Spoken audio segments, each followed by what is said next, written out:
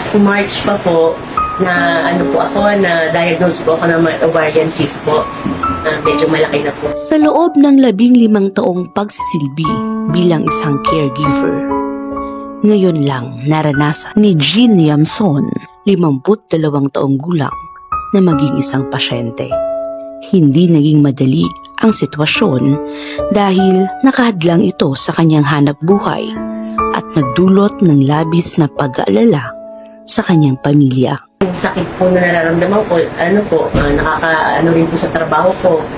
Yun po, sa pamilya ko rin po. Siyempre, pag nakakita po nila ako nahihirapan, para pong nahihirapan na rin po sila.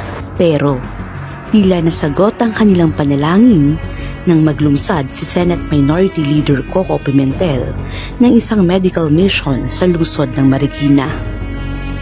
Ang bukol na matagal nang nagpapahirap kay Jean ay natanggal sa isang iglap lamang. Nabago po yung buhay ko kasi po, madalas nahihirapan na rin po kasi ako dito sa bukol. Nakakapagtrabaho na po ako ng maayos. Ang caregiver na si Jean ay isa lamang sa napakaraming nabigyan ng care sa medical mission program ni Senator Coco.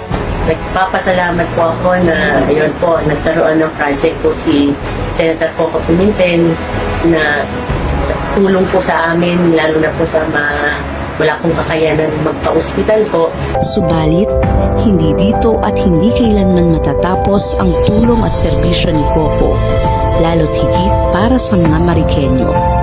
Ito ay simula pa lamang ng kilos pagbabago tungo sa bagong Marikina.